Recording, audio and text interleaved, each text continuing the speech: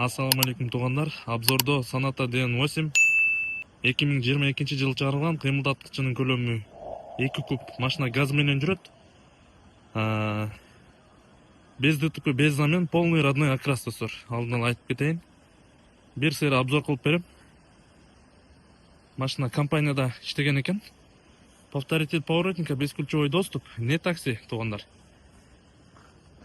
Слепой зона бар. Көрсөңүздөр болот. Кара кожаный салон. Полный электропакет. Пробирку 2022 экинчи ай туғандар. Мына жерлерде не болгон ушинтип кырылып калыптыр бир аз. Бул жакка келе турган болсок, электроручник, удержание полосы, антизанос, резиновый мультируль, рулевой лепесткалары бар, круиз контроль, адаптивный круиз контроль. Вот, байкасаңыздар болот.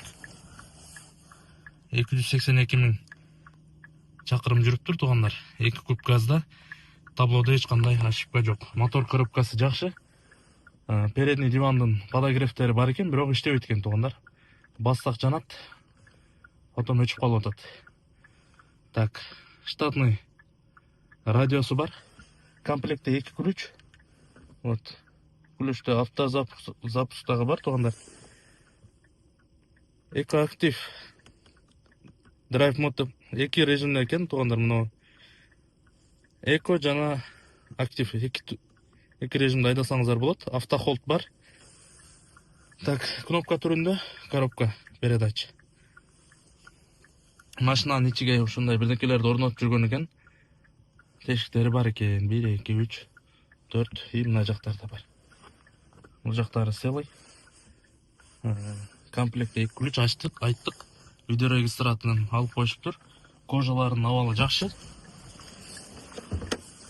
Машина эң негизгиси замен краска жок. Мына жери бир аз өкөлүп калыптыр, руль жактагы сиденье. Вот, бир сыйра көрсөтөлү, электроручниктер менен.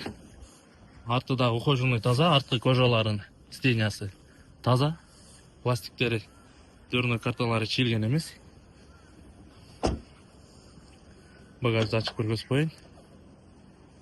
Багажда мына линеолундары кичине урунуп калыптыр. Крылонун герметиги родной. Мына жерлери бир аз жыртылып калган. Коверу. Буякта электронасос болуш керек эле, ал жок экен. Газ баллону буякта заводской болот. И казан заводской герметикте тугандар. Көрсөңүздөр болот. Так. Вот полный заводской герметик. Ал жагынан ойлонбосоңуздар болот. Багажник замен болгон эмес, заводской герметиктери турат. Крылолордун. Полный родной окрас тугандар. Стопкалары сплошной жанат. Задний партроник датчиктери бар.